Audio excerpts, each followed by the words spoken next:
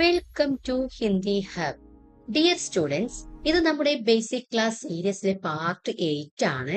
Part 1 മുതൽ part 7 വരെയുള്ള എല്ലാ വീഡിയോസും നിങ്ങൾ കാണാൻ ശ്രമിക്കുക. അതിന്റെ എല്ലാ ലിങ്ക് നമ്മൾ ഡിസ്ക്രിപ്ഷൻ ബോക്സിൽ കൊടുത്തിട്ടുണ്ട്.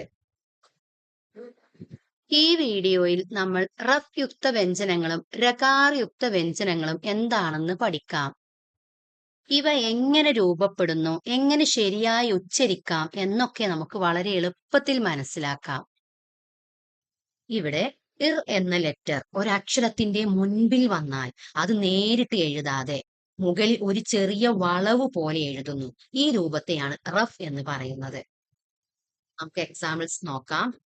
ഇർ എന്ന ലെറ്റർ മ എന്ന അക്ഷരത്തിന് മുൻപിലാണ് വന്നിരിക്കുന്നത്. ഇർ പ്ലസ് മ, ഇർമ് എന്നാണ് ഇത് വായിക്കുക, ഇർമ.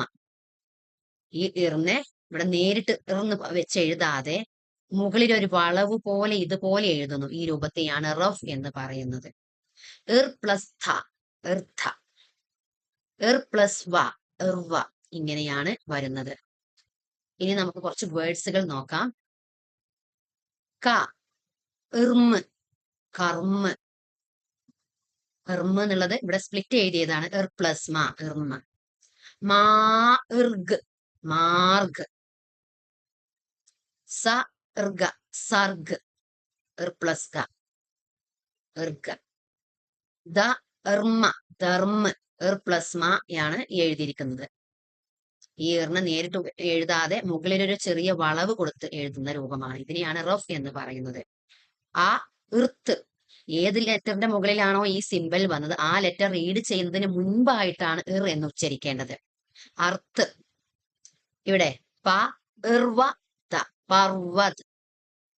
ഗ, ഇർബ്, ഗർബ്. ഇങ്ങനെയാണ് വരുന്നത്.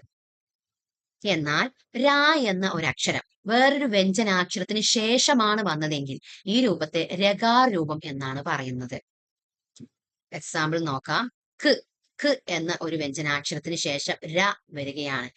അപ്പോൾ ഈ രൂപം താഴെ ഇങ്ങനെ ഒരു സിമ്പൽ വരുന്ന ഈ രൂപത്തെയാണ് രകാർ എന്ന് പറയുന്നത്. ഖ്ര എന്നാണ് ഇത് റീഡ് ചെയ്യുന്നത്. ഖ് പ്ലസ് ര, ഖ്ര.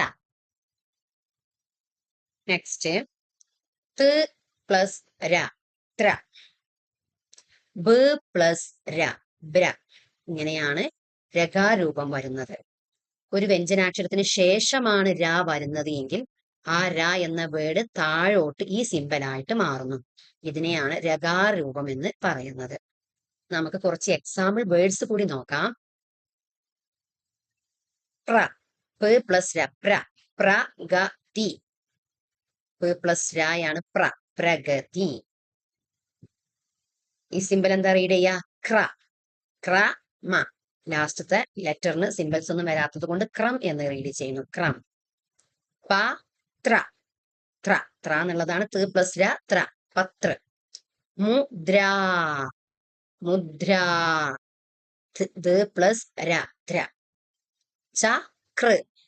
ക പ്ലസ് രായാണ് ക്ര. ശത്രു.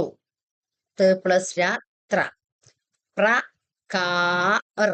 പ പ്ലസ് ര, പ്ര. ബ്രഹ്മ, ബ്രം. പ പ്ലസ് ര, ബ്ര. ഇങ്ങനെയാണ് രകാരൂപങ്ങൾ വരുന്നത്. കുട്ടികളെ, നിങ്ങൾക്ക് റഫ് യുക്ത വ്യഞ്ജനം രകാര യുക്ത വ്യഞ്ജനം എന്താണെന്ന് മനസ്സിലായല്ലോ. ഇവയെല്ലാം സംയുക്ത വ്യഞ്ജന രൂപങ്ങൾ തന്നെയാണ്.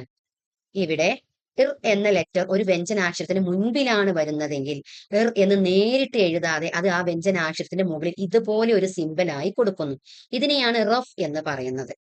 എന്നാൽ ര എന്ന ലെറ്റർ ഒരു വ്യഞ്ജനാക്ഷരത്തിന് ശേഷമാണ് വരുന്നതെങ്കിൽ അത് ആ വ്യഞ്ജനാക്ഷരത്തിന്റെ കൂടെ തന്നെ ഈ സിമ്പലായിട്ടാണ് എഴുതുന്നത്. ര എന്ന് നേരിട്ട് കൊടുക്കുകയില്ല. ഈ സിമ്പലിനെയാണ് രകാരൂപം എന്നും പറയുന്നത്. ചുരുക്കി പറഞ്ഞാൽ ഇർ മുൻപിലാണ് വരുന്നതെങ്കിൽ ഇതുപോലെ മുകളിൽ കയറും, ഇർ ശേഷമാണ് വരുന്നതെങ്കിൽ താഴോട്ട് നീങ്ങും. ഇങ്ങനെ ഓർത്താൽ മതി. ഇത്രയാണ് ഈ വീഡിയോയിൽ ഉൾപ്പെടുത്തിയിരിക്കുന്നത്. നെക്സ്റ്റ് വീഡിയോയിൽ ആ സിമ്പിൾസ് ഉപയോഗിച്ചിട്ടുള്ള വേർഡ്സുകളും അതിന്റെ മീനിങ്സുമാണ് പഠിക്കുന്നത്. നിങ്ങൾക്ക് നമ്മുടെ വീഡിയോ യൂസ്ഫുൾ ആകുന്നുവെങ്കിൽ ലൈക്ക് ചെയ്യാനും സബ്സ്ക്രൈബ് ചെയ്യാനും മറന്നു പോകരുതേ. Thank U.